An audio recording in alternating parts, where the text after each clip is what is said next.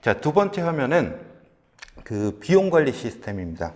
자, 그래서 물론 이제 회사에 큰 회사 같은 경우에는 비용 관리 시스템이 아예 시스템으로 있으신 회사들도 있겠지만 중소기업 같은 경우에는 이게 참 애매할 때가 많아요. 그래서 그 비용을 쓰고 나면 영수증을 갖고 와가지고 회계부서에다가 영수증을 내고 뭐 이런 일들을 하실 거예요. 자, 그런데 그거를 우리 한번 시스템화 해보자라는 거죠.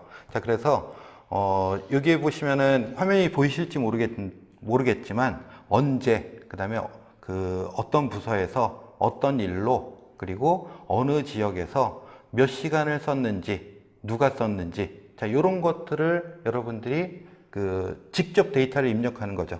그러니까 직원 입장에서는 PC에서 입력을 해도 되고 모바일에서 입력을 해도 되고 그게 한 군데로 다 쌓인다라는 겁니다. 자, 그러면 지금 보시는 것처럼 이렇게 그 모바일에서 입력을 하고 이게 BI로 구현되는 이런 모습을 한번 보여드릴 수가 있을 것 같습니다. 자, 그 다음에 이제 요거는 비용인데요. 비용도 마찬가지 방법입니다. 우리가 쉐어포인트에다가 그 날짜, 언제, 어떤 사업에 대해서 구체적으로 어떤 비용을 얼마를 썼는지, 누가 썼는지 이런 식으로 그 모아가지고 똑같이 BI로 구현한 화면이라고 보시면 될 것 같습니다. 자, 이렇게만 보시면 아마 좀 이해가 그 잘 안 되실 수도 있는데 조금 이따 데모를 통해서 조금 더 자세하게 한번 더 보여드리도록 하겠습니다. 자, 지금 보고 계시는 화면은 이제 휴가 관리 시스템입니다. 휴가 관리 시스템은 사실은 그냥 데이터를 모은다고 되는 게 아니고 승인 프로세스가 필요합니다. 누군가가 휴가를 가겠다고 올리면은 내 상관이 첫 번째 상관, 그 다음에 두 번째 그 상관이 승인을 해줘야지만 내가 휴가를 갈 수 있는 시스템이죠. 또는 거부를 할 수도 있고 또는 의견을 달 수도 있고요. 자, 이런 거는 그 쉐어포인트에다 똑같이 구현을 했는데요. 예를 들면 누가 갈지, 그 다음에 어떤 내용으로 갈지, 그리고 언제 가고 언제 돌아올지, 며칠 동안 휴가를 사용할지, 그리고 그 다음부터는 이제 그 승인자 1, 승인자 1, 2 이렇게 해가지고 그 여러분들이 일반적으로 휴가 갈 때 올리는 휴가 관리 시스템하고 똑같습니다. 이거를 아까하고 조금 다른 점은 뭐냐면요. 아까는 쉐어포인트에다 그냥 데이터를 모으기만 했는데 이번에는 승인 프로세스를 플로우를 통해서 구현을 했습니다. 그래서 승인을 통해서 1번 승인자, 2번 승인자, 승인이 완료가 되면은 다시 쉐어포인트나 그 다음에 승인한 사람한테 메일 알림을 준다든지 이런 시스템을 구현하고 결국에는 이게 1년치 또는 한 달치를 모아가지고 어떤 사람이 그 전체 휴가 개수 중에 몇 개를 썼는지 이런 통계들을 다 낼 수가 있다라는 거죠. 자, 그렇게 해서 그 플로우를 통해서 휴가 관리 시스템을 구성한 것을 보고 계십니다. 자, 그런데 그 제가 아까 말씀드린 대로 이런 시스템들을 만드는데 굉장히 어렵거나 많은 그 공부를 해야 된다라고 하면 부담이시죠. 그렇죠? 자, 그런데 실제로 지금 보고 계시는 화면이 이 왼쪽에 보고 계시는 화면이 파워앱스를 제가 만든 화면이고요. 오른쪽에 보고 계시는 화면이 플로우를 통해서 아까 조금 전에 보여드린 휴가 관리 시스템을 만든 화면입니다. 자, 그런데 조금 이따 보여드리겠지만 실질적으로 보면은 제가 한 일은 거의 없어요. 자, 그 쉐어포인트에서 파워 앱스라는 버튼만 딱 누르면은 여기 왼쪽 화면에 보면 조그만 화면 3개 보이시죠? 까맣게 보이는 화면. 이 3개 화면에 자동으로 나옵니다. 제가 특별히 뭘 한 건 없어요. 그리고 제일 앞에 표지만 제가 만들었어요. 제일 위에 보이는 표지만 만들었어요. 자, 그러다 보니까 그냥 그 데이터를 모으고 쉐어포인트에서 파워 앱스 누르면은 그냥 만들어지고요. 자, 여기서 제가 한 일은 글씨를 조금 크게 한다든지 아니면 순서를 조금 바꾼다든지 아니면 필요 없는 정보니까 이건 안 보여준다든지 이 정도만 구현을 했다라는 겁니다. 그걸로도 충분히 우리가 파워 앱스를 활용하실 수가 있고요.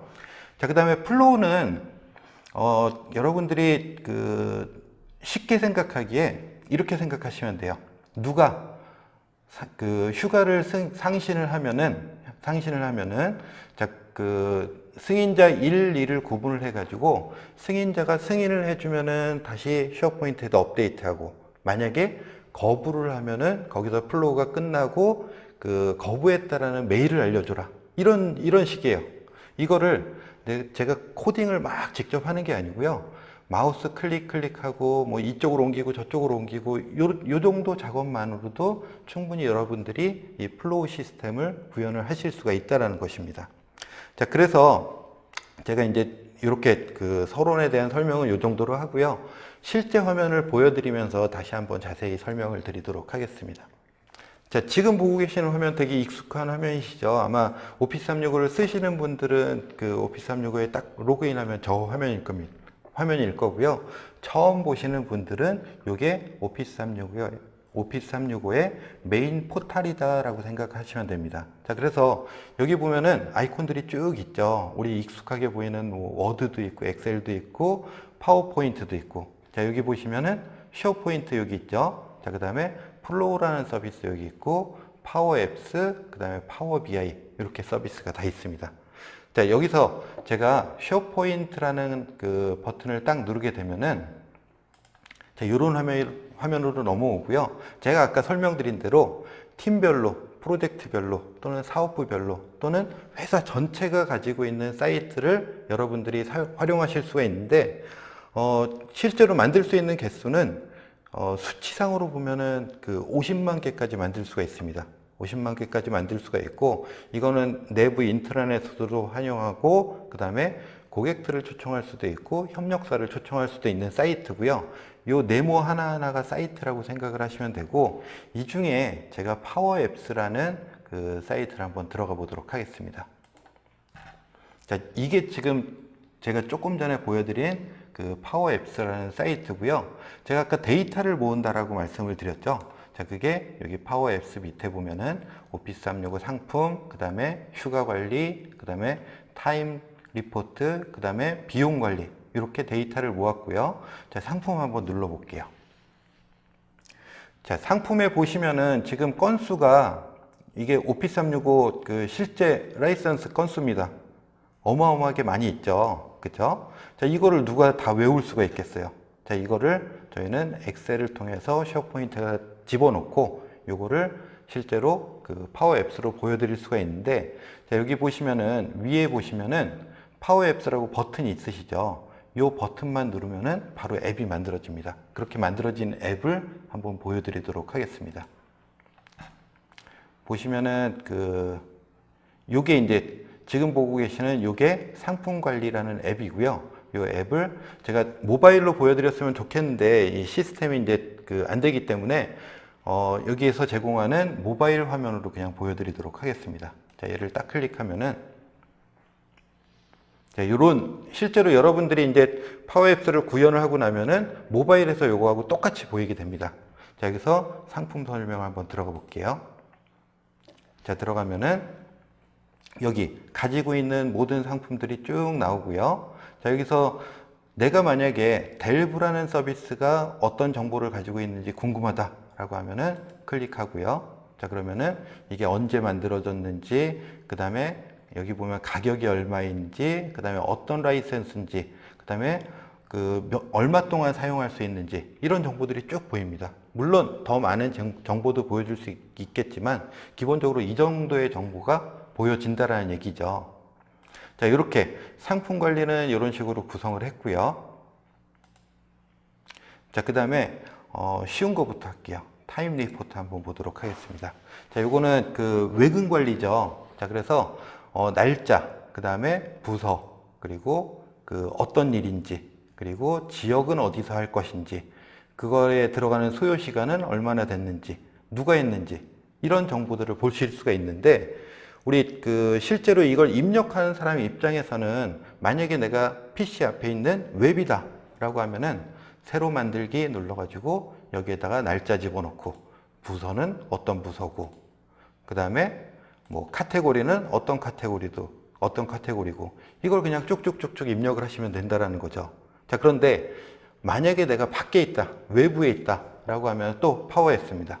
파워앱스로 가가지고 이번에 타임 리포트를 한번 클릭해 볼게요. 자, 딱 들어가면은 여기 분석된 화면이 그냥 바로 보여지고요. 요거는 리스트를 볼 수 있고, 요거는 내가 외근을 입력할 수 있는 화면입니다. 자, 요거는 한번 리스트를 한번 보도록 할게요. 그럼 여러분들이 조금 전에 보신 쉐어포인트에서 보신 정보가 그대로 여기 다 있다라고 보시면 돼요. 그래서 여기에서 내가 내 정보를 보거나, 어떤 일로 어느 지역에서 얼마를 썼는지, 어떤 날짜에 누가, 이런 정보들을 보실 수가 있고요. 또는 내가 외부에 있는데 지금 입력을 해야 된다. 그럼 여기서 플러스 딱 눌러버리면은 바로 여기서 그 데이터를 입력할 수 있다라는 거죠. 자, 그래서 이런 정보들을 쭉 모아가지고 나중에 분석하는 거는 제일 마지막에 한번 보여드리도록 하겠습니다.